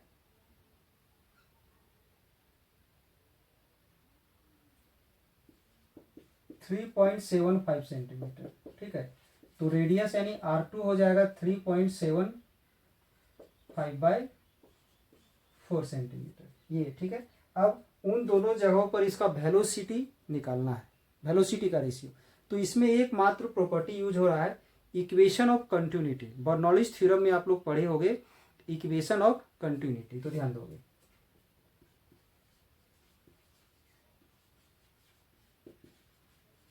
बाय इक्वेशन ऑफ कंटिन्यूटी तो क्या है, A1V1 इक्वल टू A2V2, ये है, ये जो A है वो एरिया ऑफ क्रॉस सेक्शन है और ये V1 उस जगह का वेलोसिटी है और ये एरिया ऑफ क्रॉस सेक्शन है और ये वेलोसिटी है। तो हमें वेलोसिटी का रेशियो निकालना है, तो यहां से V1/V2 हमें फाइंड करना है। तो V1/V2 का क्या हो जाएगा, A2/A1। तो एरिया ऑफ क्रॉस सेक्शन अगर सर्कुलर क्रॉस सेक्शन है तो एरिया ऑफ क्रॉस सेक्शन क्या हो जाएगा, पाई R1² पाई R2²। तो यहां से पाई कट जाएगा, ठीक है। अब R1², तो R1 का वैल्यू हम लोग पुट करेंगे, R1 का वैल्यू ये है 2.5/4 का स्क्वायर डिवाइडेड बाय R2 का वैल्यू पुट करेंगे 3.75/4। ये पुट करेंगे, ठीक है। ध्यान दो क्या किए इसको, bye the equation of continuity. Equation of continuity हमें क्या बताता है, A1V1 इक्वल टू A2V2 होता है, ठीक है। A1V1 इक्वल टू A2V2 होता है। अब यहाँ से हम V1 यहाँ रहने दिए और इस V2 को यहाँ डिवाइड कर दिए, V1 बाई V2। ये A1 इधर चला गया तो A2 बाई A1 हो गया, ठीक है।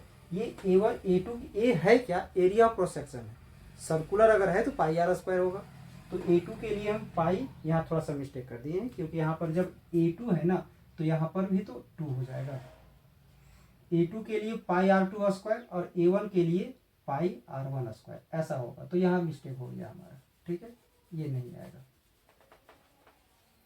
R2 का वैल्यू है इधर से 3.75/4 का स्क्वायर और R1 का यहाँ से 2.5/4 का स्क्वायर, ये ठीक है। अब ध्यान दोगे, इसे सॉल्व करेंगे हम लोग। ये स्क्वायर पूरे में स्क्वायर लगा देते हैं और यहाँ से हो जाएगा 3.75/4 डिवाइड में फिर आ जाएगा 2.5/4 और यहाँ पावर, तो ये 4 से 4 कैंसिल हो गया, ठीक है। अब यहाँ पर हम लोग क्या करेंगे, इसका डेसिमल और इसका डेसिमल हटाएंगे। ध्यान दोगे, यहाँ डेसिमल के बाद 2 डिजिट्स तो नीचे 2 जीरो आ जाएगा, और यहाँ डेसिमल के बाद एक ही डिजिट था, ऊपर में 1 जीरो चला जाएगा, और यहाँ पावर है 1 जीरो, यहाँ कैंसिल भी हो जाएगा। अब ध्यान दोगे यहाँ पर ये 25 से कैंसिल होगा। 25 से अगर इसे हम लोग कैंसिल करते हैं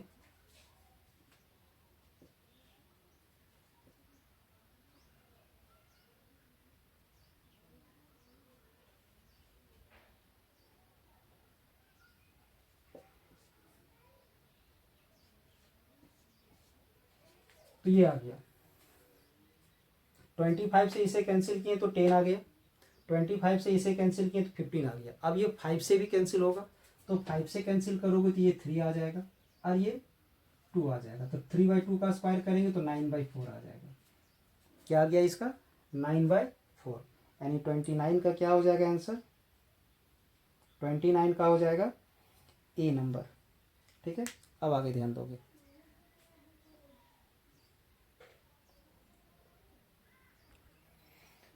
क्वेश्चन नंबर 30 में ध्यान दोगे।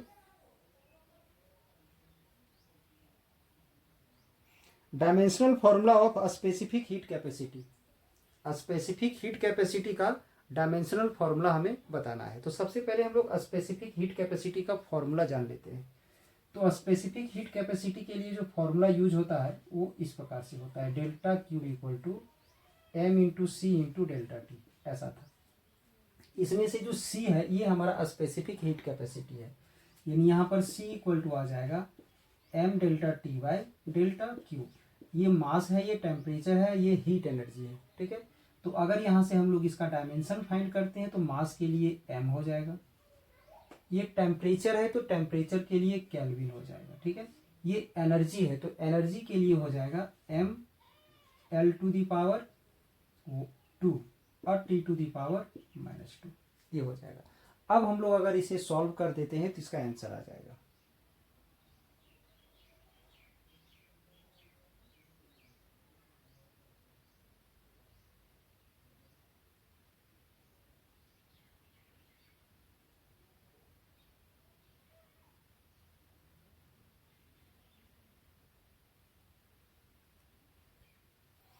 यहाँ इसे सॉल्व करने से इसमें से ऑप्शन में कुछ मिल नहीं रहा है, तो देखते हैं शायद कहीं मिस्टेक हो।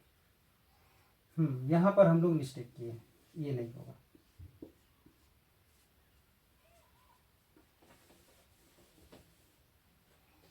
यहाँ से अगर हम लोग C का वैल्यू अगर फाइंड करते हैं तो ये दोनों इसके साथ मल्टीप्लाई में है तो ये डिवाइड में चला जाएगा, यानी ये चीज़ होगा ΔQ/m∆T हो जाएगा ये, ठीक है। अब यहाँ से जब हम लोग इसका डायमेंशन अगर निकालते हैं तो सबका डायमेंशन पुट करेंगे। अब सभी का डायमेंशन अगर हम लोग यहाँ पुट करते हैं तो डेल्टा क्यू जो हीट एनर्जी है उसका डायमेंशन एनर्जी के समान होता है, तो क्या आ जाएगा m⁻1 L⁻2 T⁻⁻²। ये मास है, इसका m होगा, डेल्टा टी का केल्विन होगा। मास से मास यहाँ कैंसिल हो जाएगा, ठीक है, तो m⁻0 हो जाएगा, कैंसिल हो जाएगा तो L² हो जाएगा, t का पावर -2 हो जाएगा और k ऊपर चला जाएगा तो -1 हो जाएगा। यानी ये आ गया हमारा dimensional formula of specific heat.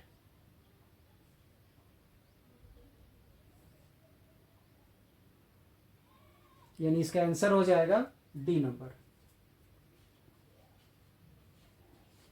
ठीक है, इसका आंसर क्या होगा तो डी नंबर हो जाएगा।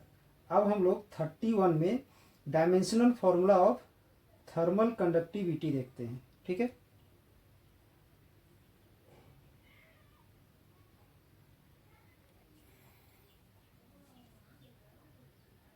क्वेश्चन नंबर 31 का जो क्वेश्चन है dimensional formula of thermal conductivity. तो थर्मल कंडक्टिविटी का डायमेंशन निकालने से पहले शॉर्ट में हम लोग थोड़ा सा थर्मल कंडक्टिविटी के बारे में समझते हैं। ध्यान दो, अगर ये एक रॉड है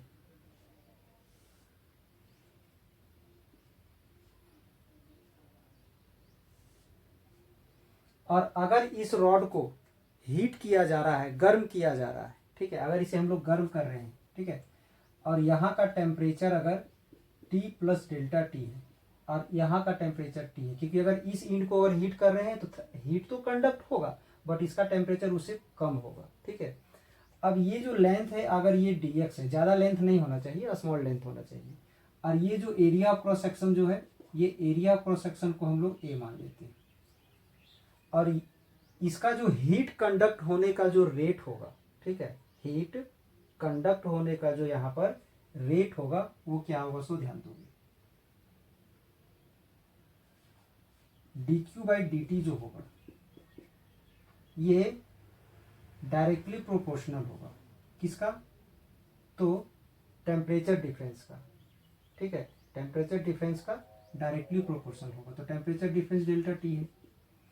फिर यही जो है सो रेट ऑफ हीट जो है सो डायरेक्टली प्रोपोर्शनल होगा किसका, एरिया क्रॉस सेक्शन का। ठीक है, अब यही जो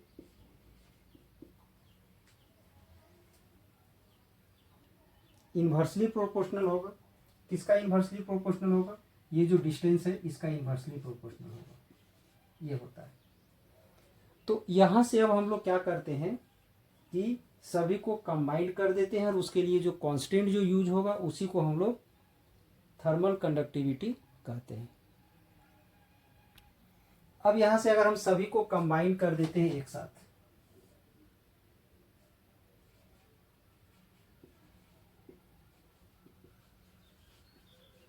combining all dq/dt is proportional to A into delta t divided by dx।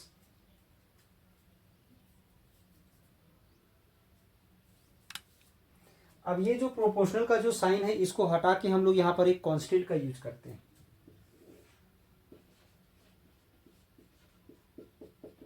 कहीं पर k का यूज किया जाता है तो लैम्डा का भी यूज किया जा सकता है, उसे कोई दिक्कत नहीं है। ये जो k है इसी k को हम लोग थर्मल कंडक्टिविटी या तो कॉफिशिएंट ऑफ थर्मल कंडक्टिविटी कहते हैं। ठीक है, तो यहाँ से k का वैल्यू अगर हम लोग फाइंड करेंगे तो dq/dt, ये जो dq/dt की तरफ ये मल्टीप्लाई हो जाएगा और ये डिवाइड हो जाएगा। ठीक है, फिर से एक बार हम इसे रिपीट करते हैं, थोड़ा सा ध्यान दोगे। ये एक रॉड है, ठीक है, इस रॉड का किसी एक एंड को हम हीट कर रहे हैं तो वो हीट को एब्जॉर्ब करेगा, और हीट को जब वो एब्जॉर्ब करेगा तो उसका जो हीट है वो धीरे धीरे इधर क्या होगा तो कंडक्ट होगा। ठीक है, कंडक्ट होगा तो यहाँ का टेम्परेचर ज़्यादा होगा, यहाँ का टेम्परेचर कम होगा। तो हमने यहाँ पर इमेजिन कर लिया कि यहाँ का टेम्परेचर T + ΔT है और यहाँ का टेम्परेचर T है, उससे थोड़ा कम है। ये डिस्टेंस ज़्यादा नहीं होना चाहिए, डिस्टेंस को हम dx लेट कर लिए हैं। ठीक है, और ये जो एरिया ऑफ क्रॉस सेक्शन है वो एरिया ऑफ क्रॉस सेक्शन हम A मान लिए। तो इसका जो हीट कंडक्ट होने का जो रेट जो होता है dq/dt वो डायरेक्टली प्रोपोर्शनल होगा टेम्परेचर डिफरेंस का। दोनों के बीच का टेम्परेचर डिफरेंस कितना है तो ΔT, उसका प्रोपोर्शनल हो गया। फिर इसका जो एरिया ऑफ क्रॉस सेक्शन है उसका भी डायरेक्टली प्रोपोर्शनल हो गया। ये जितना ज़्यादा डिस्टेंस होगा उसका इन्वर्सली प्रोपोर्शनल होगा, डिस्टेंस बढ़ने से वो कम होता है तो उसका इन्वर्सली प्रोपोर्शनल हो गया। अब इन सभी को कंबाइन करेंगे, D Q by D T यहाँ पर कॉमन आ गया, इन्वर्स प्रोपोर्शनल का साइन आ गया, डेल्टा टी इंटू ए आ गया और डी एक्स नीचे आ गया। इस प्रोपोर्शनल का साइन को हटा के हमें एक इक्वल टू और कॉन्स्टेंट लगा दिए हैं। इसी कॉन्स्टेंट को हम लोग थर्मल कंडक्टिविटी कहते हैं। उसका मान निकालने के लिए क्या किए हैं कि डी क्यू को उधर मल्टीप्लाई में इसको उधर डिवाइड में लाए। अब यहाँ से इसका हम लोग डायमेंशन निकालते हैं। तो डायमेंशन अगर निकालते हैं इसका तो ध्यान दोगे, ये हीट एनर्जी का हो जाएगा M L square T to the power -2, ये डी क्यू का आ गया। नीचे में डी टी है दैट इज टाइम है, ये डी टी टाइम है, टाइम मतलब टी आ गया, ठीक है।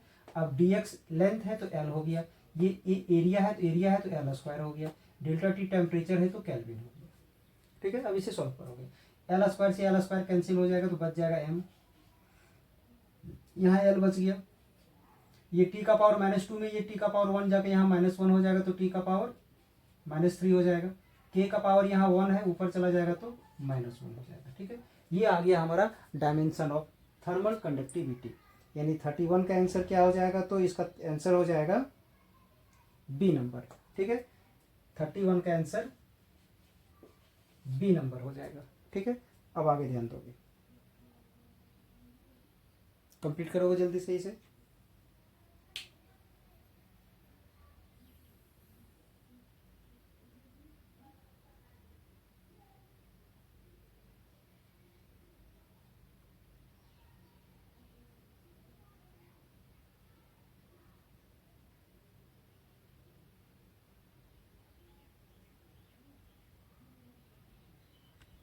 ध्यान दोगे क्वेश्चन नंबर 32 में, ठीक है।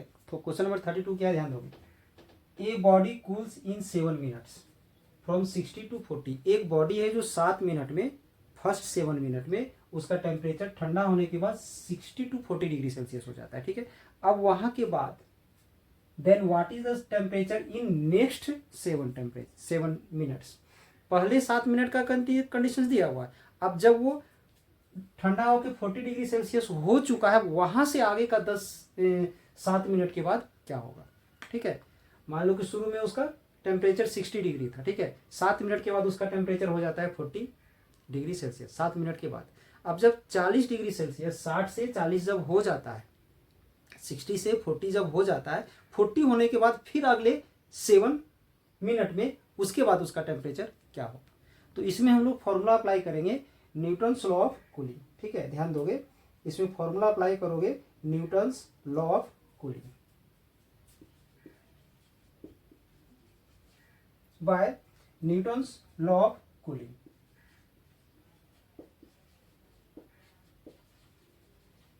न्यूटन्स लॉ ऑफ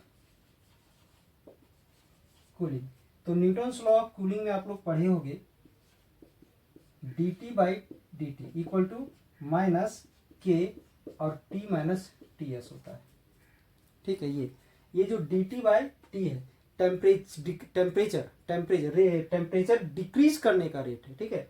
और ये माइनस है और ये कांस्टेंट है, ठीक है। ये है हमारा टेम्परेचर ऑफ द बॉडी और ये है टेम्परेचर ऑफ द सराउंडिंग। क्या है, टेम्परेचर ऑफ द सराउंडिंग।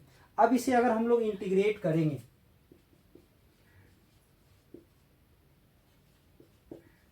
यहां से जब इसे इंटीग्रेट किया गया था तो इंटीग्रेट करने के बाद यहां पर एक फॉर्मूला जनरेट हुआ था। तो फॉर्मूला क्या आया था, सो ध्यान दोगे, T इक्वल टू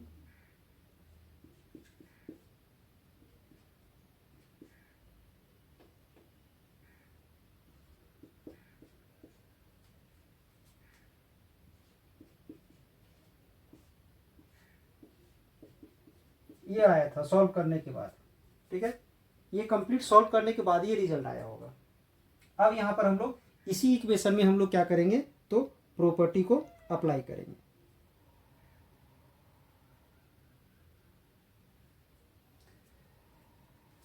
तो फर्स्ट कंडीशन में फॉर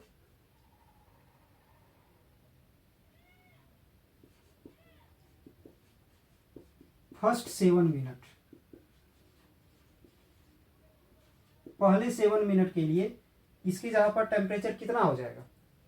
पहले का टेम्परेचर क्या था, तो पहले का टेम्परेचर था हमारा 60 और बाद में कितना हो गया तो 40, ये बाद में टेम्परेचर है यहाँ पर, तो 40 हो जाएगा। कहाँ पर ये टी, इसमें 40 हो जाएगा। ये क्या है तो सराउंडिंग का टेम्परेचर, सराउंडिंग का टेम्परेचर 10 दिया हुआ है, ठीक है। अब ये इनिशियल टेम्परेचर है हमारा 60 और टीएस सराउंडिंग टेम्परेचर है 10 और यहाँ e to the power minus K T. फिर से इसको हम रिपीट करते हैं, इस इक्वेशन में ध्यान दोगे। ये जो है सो सराउंडिंग का टेम्परेचर है, ये इनिशियल टेम्परेचर है और टेम्परेचर डिक्रीज करने के बाद जो फाइनल आता है वो है हमारा ये। तो 60 to 40 हुआ ना, तो फाइनल टेम्परेचर हमारा 40 हो गया, सराउंडिंग 10 हो गया, इनिशियल 60 हो गया, सराउंडिंग 10 हो गया। अब टाइम कितना लिया ये, तो टाइम लिया 7 मिनट, यहाँ 7 आ जाएगा, ठीक है। अब ध्यान दोगे, इस 10 को इधर माइनस करोगे तो कितना आएगा 30, इसे माइनस करोगे तो कितना आएगा 50 और e to the power minus K 7, ठीक है। अब इसे यहां डिवाइड कर देंगे,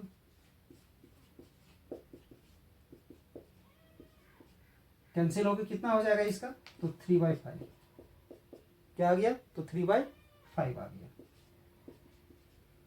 इसे इक्वेशन 1 मान लेते हैं। e to the power minus K into 7 का वैल्यू आ गया 3/5, ठीक है। अब नेक्स्ट 7 सेकेंड के लिए, 7 मिनट के लिए हम लोग यूज करने वाले हैं, ठीक है, ध्यान दोगे।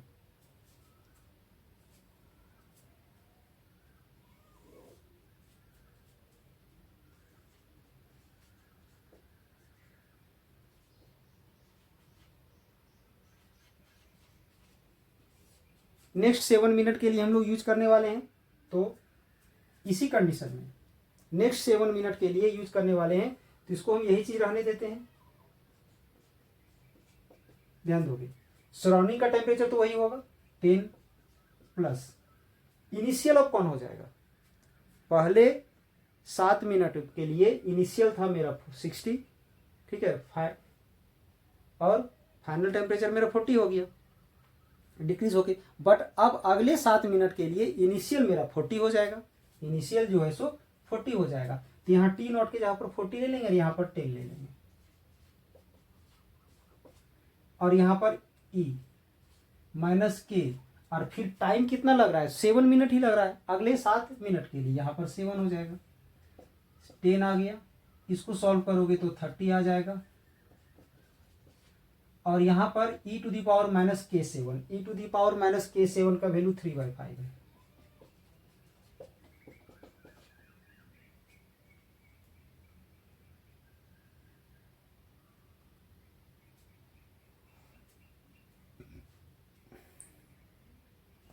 यहां पर कैंसिल हो जाएगा, 5 से 6 मल्टीप्लाई करोगे तो 18, तो कितना आ जाएगा 28 डिग्री सेल्सियस। रिपीट करते हैं क्वेश्चन को, फिर से ध्यान दोगे। A body cools in 7 minute from 60 to 40, एक बॉडी है जो 7 मिनट में उसका टेम्परेचर 60 डिग्री से 40 डिग्री हो जाता है, तो उस कंडीशन के लिए ये इनिशियल टेम्परेचर होगा और ये फाइनल टेम्परेचर होगा, क्लियर। अब आगे, then what is the temperature in next 7 minute, अगले 7 मिनट में उसका टेम्परेचर क्या होगा सो बताना है, ठीक है। और सराउंडिंग का टेम्परेचर दिया हुआ है 10 डिग्री सेल्सियस। इसके लिए हम लोग न्यूटन्स लॉ ऑफ कूलिंग वाला प्रॉपर्टी यूज करेंगे, जो डी ये फॉर्मूला होता है, ये क्या है तो rate of decrease of the temperature, ये टेम्परेचर है, ये टाइम है, ठीक है। ये है टेम्परेचर ऑफ द बॉडी और ये है टेम्परेचर ऑफ द सराउंडिंग, ठीक है। इसे इंटीग्रेट करोगे तो यहाँ से ये फॉर्मूला जनरेट होता है। अब इसमें हम लोग प्रॉपर्टी अप्लाई करेंगे फर्स्ट 7 मिनट के लिए, तो पहले 7 मिनट के लिए जो फाइनल टेम्परेचर है, ये फाइनल टेम्परेचर है, ठीक है। तो यहाँ पर 40 हो गया, 60 से 40 हुआ है तो फाइनल टेम्परेचर 40 हो गया। सराउंडिंग का टेम्परेचर 10 है, इनिशियल टेम्परेचर 60 है, सराउंडिंग का टेम्परेचर 10 है, और टाइम कितना ले रहा है तो 7 मिनट।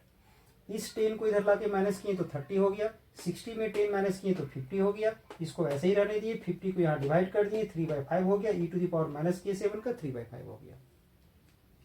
नेक्स्ट 7 मिनट के लिए फिर हमारा ये इनिशियल टेम्परेचर हो जाएगा, ठीक है। फाइनल टेम्परेचर हमें फाइंड करना है, तो फाइनल टेम्परेचर को वैसे ही रहने दिए, ये फॉर्मूला फिर से अप्लाई कर दिए, इसको वैसे ही रहने दिए, सराउंडिंग के जहाँ पर 10 पुट कर दिए, इनिशियल के जहाँ पर 40 पुट कर दिए, 40 यहाँ 10 पुट कर दिए, और यहाँ टी के जहाँ पर फिर से नेक्स्ट 7 मिनट यानी फिर से 7 पुट कर दिए, 10 लिख दिए, इसे सॉल्व किए तो 30 आ गया। और यहाँ पर e⁻−k7 का वैल्यू यहाँ फाइंड किए 3/5, वहाँ 3/5 पुट कर दिए, 5 से 30 कैंसिल हुआ, 6 आया, 6 को 3 से मल्टीप्लाई किए 18 आ गया, 18 को 10 में ऐड कर दिए तो 28 आ गया। ठीक है, इसका आंसर हो जाएगा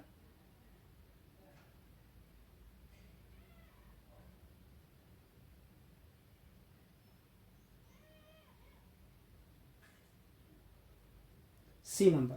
ठीक है, ध्यान दोगे, इसका आंसर क्या होगा तो सी नंबर हो जाएगा।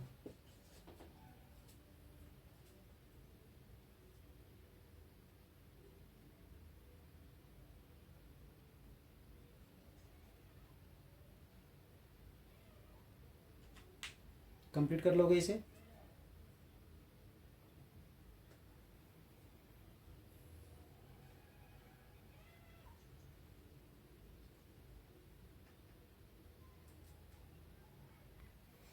नेक्स्ट क्वेश्चन है, find the efficiency of a Carnot engine working between 127 degree Celsius and 27 degree Celsius. ठीक है, तो ये हॉट बॉडी का टेम्परेचर हो जाएगा, ये कोल्ड बॉडी का टेम्परेचर हो जाएगा। ठीक है, तो यहां पर अगर हम लोग प्रॉपर्टी यूज करते हैं, एक का टेम्परेचर है जिसे चलिए सपोज कर लेते हैं एच, एच यानी यहाँ हॉट बॉडी है, T1 T2 भी आप मान सकते हैं, उसे कोई दिक्कत नहीं, यहाँ पर हम एच मान लेते हैं। हॉट बॉडी का टेम्परेचर हो गया 127 डिग्री सेल्सियस। इसे केल्विन में कन्वर्ट करने के लिए 273 हम लोग ऐड करेंगे, तो कितना आ जाएगा तो 400 केल्विन आ गया। ठीक है, दूसरा में दिया हुआ है कोल्ड बॉडी, तो कोल्ड बॉडी के लिए सी वर्ड हम सी ले लिए यहाँ पर। ठीक है, इसका दिया हुआ है 27 डिग्री सेल्सियस, इसे हम लोग केल्विन में कन्वर्ट करेंगे, तो इसमें भी 273 ऐड करेंगे तो कितना आ जाएगा 300 केल्विन आ जाएगा। ठीक है, अब इसके बाद हम लोग क्या करेंगे तो इफिशियंसी निकालते हैं। इफिशियंसी का ये ईटा होता है। ठीक है, और इसका होता है 1 - TC/TH, ये फॉर्मूला होता है। तो TC यानी कोल्ड बॉडी का 300 है और इसका 400 है। सॉल्व करोगे तो 1 - 3/4 हो जाएगा।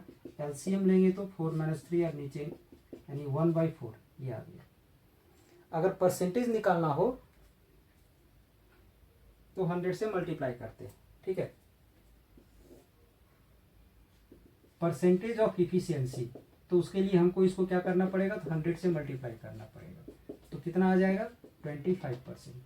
कितना आ गया 25%। ठीक है, यानी 35 का आंसर क्या हो जाएगा तो ध्यान दोगे, 35 का आंसर हो जाएगा बी नंबर। ठीक है, इसका आंसर हो जाएगा बी नंबर। इसे कंप्लीट करोगे।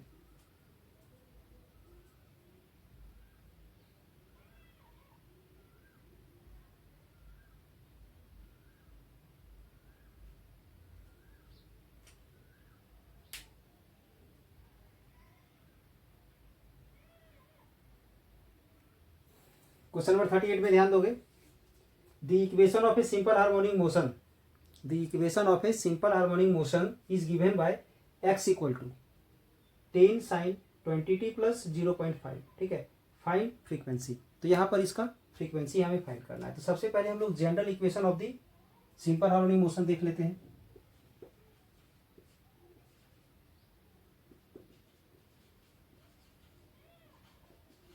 Given equation of SHM is x = 10 sin 20t + 0.5, ये दिया हुआ है। ठीक है, इसके बाद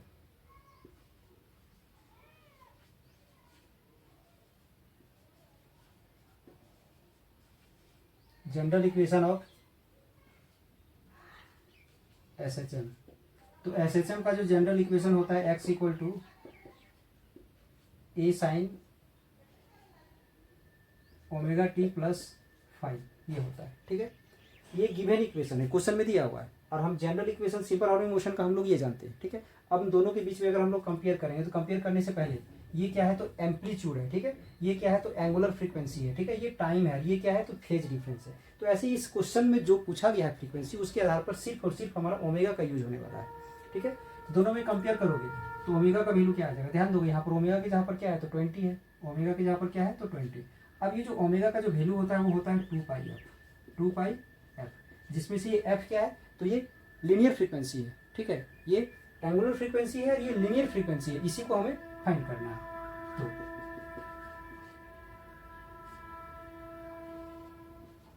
ये जो 2 पाई है यहाँ डिवाइड में आ जाएगा, ठीक है, तो कट जाएगा 10/पाई, ठीक है, क्या होगा 10/पाई आ जाएगा इसका वैल्यू। अब इसे पुट करेंगे 22/7, ठीक है, 2 से ये दोनों कैंसिल हो जाएगा तो 5 हो जाएगा और इसका 7/11 हो जाएगा। मल्टीप्लाई करोगे 35/11। अब इसे डिवाइड करते हैं, तो डिवाइड करते हैं हम लोग तो कितना आ जाएगा 3 से 33, 2 बचेगा, 1 टाइम में जाएगा,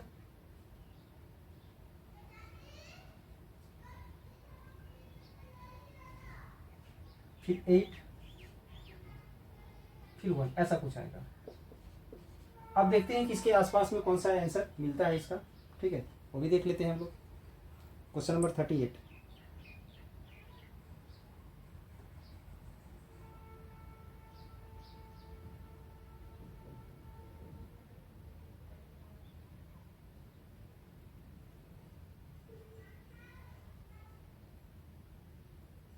3.18 सी नंबर, ठीक है, 3.18 हर्ज, जो कि आंसर क्या है, तो सी नंबर आंसर है, ठीक है। कंप्लीट करोगे इसे जल्दी से।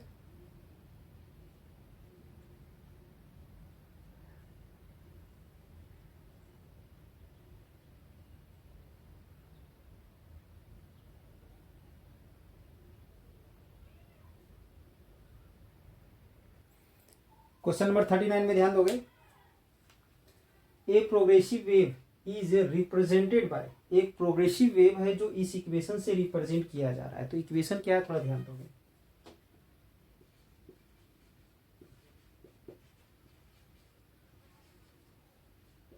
गिवन इक्वेशन ऑफ ए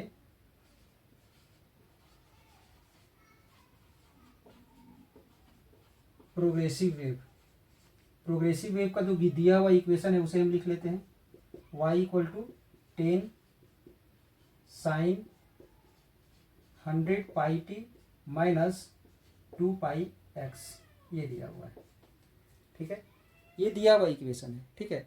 अब इसका जनरल इक्वेशन क्या होता है सो ध्यान दोगे।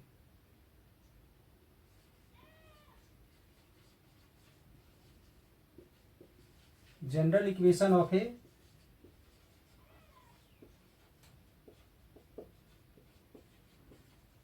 Progressive wave, y equal to होता है a sine omega t minus के एक्स, ये होता है, ध्यान दोगे। इसमें क्या करना है, where x and y in meter, ये जो x है और ये जो y है वो मीटर में है, t is second, then maximum particle velocity, ठीक है, मैक्सिमम पार्टिकल वेलोसिटी निकालना है। तो ध्यान दोगे इसमें अगर हम कंपेयर करेंगे तो ये है हमारा एम्पलीट्यूड, ये है एंगुलर फ्रीक्वेंसी या एंगुलर वेलोसिटी कह सकते हैं इसे, ठीक है। अब इसके बाद ये टाइम है, इसके बाद अगर हमें मैक्सिमम वेलोसिटी निकालना है, कंपेयर पहले कर लेते हैं। ए का वैल्यू क्या है 10, ठीक है, इसके बाद ओमेगा का वैल्यू क्या है तो 100π, यहां से 100π। अब हमें निकालना है मैक्सिमम वेलोसिटी, तो मैक्सिमम वेलोसिटी का फॉर्मूला होता है ए ओमेगा, फॉर्मूला है ए ओमेगा, तो ए का वैल्यू 10 है, ठीक है, और ओमेगा का वैल्यू 100 है, ये तो कितना आ जाएगा 1000π और यूनिट आ जाएगा मीटर पर सेकेंड, क्योंकि वेलोसिटी है, यानी इसका आंसर हो जाएगा डी नंबर। आंसर इसका क्या हो जाएगा डी नंबर, ठीक है। तो ये था हमारा आज का क्लास में 11th क्लास फिजिक्स का एक मॉडल सेट था, ठीक है, जो झारखंड बोर्ड के द्वारा 2020 में जारी की गई है। तो ये जो मॉडल सेट है आपके आने वाले वर्षों में जितने सारे ईयर हैं आने वाले समय में, उन सभी ईयर में आपका ये मॉडल सेट इंपॉर्टेंट होने वाला है, अगर आपका सिलेबस चेंज नहीं होता है तो, ठीक है। तो ध्यान दोगे, अगर आज का ये क्लास आप लोग को अच्छा लगा हो तो एक लाइक जरूर कर दें और वीडियो को ज़्यादा से ज़्यादा शेयर करें, ताकि इसी तरह का और सारा लेटेस्ट वीडियो आपके लिए हम तैयार कर पाएँ। अगर आप लोग को लगता है कि ये वीडियो आप लोग के लिए बेहतर है ठीक है। तो हमारे इस चैनल को सब्सक्राइब कर लें, बेल आइकन को दबा दें, ताकि हमारे थ्रू जो भी आपके भविष्य के लिए, आपके फ़ायदे के लिए जो भी वीडियो बनाया जाएगा उसका लाभ आप समय पर उठा सकें। और हमारे इस चैनल में आपको 11th साइंस में जितने सारे सब्जेक्ट्स हैं, 12th साइंस में जितने सारे सब्जेक्ट्स हैं, सभी का इम्पोर्टेंट क्वेश्चन हो, मॉडल सेट हो, उसका और सारा नोट्स वगैरह हो, ये सब अवेलेबल हो जाएगा, आपको मिल जाएगा। और अगर आपको इससे रिलेटेड और कुछ चाहिए तो कमेंट में हम बता सकते हैं कमेंट करके, ताकि उस चीज़ का सॉल्यूशन आपके लिए तैयार किया जाएगा। चलिए, इस चैनल से आप लोग को जुड़ने के लिए धन्यवाद।